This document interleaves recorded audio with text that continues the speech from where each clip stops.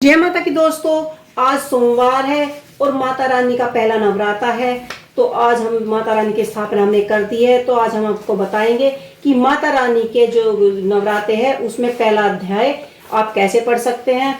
तो आप सुबह को उठिए और स्वच्छ कपड़े पहनिए, हो सके तो आप नए कपड़े पहनिए और अपनी पूजा पूरे दीप धूप से करिए। और माता रानी दुर्गा सप्तशती की बुक लेकर अब माता रानी का जो कवच पढ़कर उसके बाद आप यहाँ से अध्याय शुरू कर सकते हैं। महिषी मार्कंडेय जी कहते हैं कि बोलिए सूर्य के पुत्र सवर्णी की उत्पत्ति कथा विस्तार पूर्वक मैं कहता हूँ और सुनिए। और महामाया की कृपा से जिस प्रकार मनंतर स्वामी हुए उसका हाल भी मैं सुनाता हूँ। पहले सुवचर नामक मनंतर में चैत्र मास में सूरत नाम के एक राजा रहते थे और सारी पृथ्वी पर उनका राज रहता था।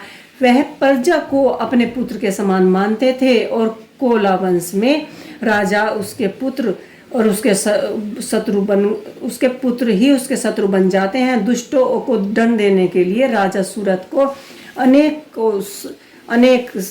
लड़ाइयाँ लड़नी पड़ी और कोला वंशियों के साथ में कम होने पर भी कोलावंशियों की संख्या कम होने पर भी राजा सूरत ने अपना हौसला नहीं तोड़ा। उन्होंने हार नहीं मानी और वे लगातार अपने नगर को बचाने के लिए युद्ध करते रहे। केवल अपने देश और राज्य को बचाने के लिए उन्होंने लगातार युद्ध किया और उस पर विजय प्राप्त की, किंतु उनके शत्रुओं ने उनको वहां भी आक्रमण कर दिया और बलहीन देखकर उन पर बुरी दृष्टि मंत्री ही उनके खजाने को लूट कर ले गए और उनके दुश्मन बन बैठे। तो इसी प्रकार आप अपने जो पुस्तक है उसको लेकर माता रानी की पूजा आराधना कर सकते हैं। इस पुस्तक में 13 अध्याय दिए गए हैं। अगर आप समर्थ हैं तो आप 13 के 13 अध्याय रोज पढ़े। अगर आप समर्थ नहीं है तो आप एक अध्याय सुबह एक अध्याय शाम पढ़ सकते हैं।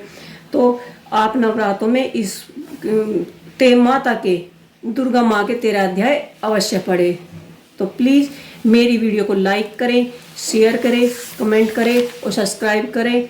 धन्यवाद। जय माता की।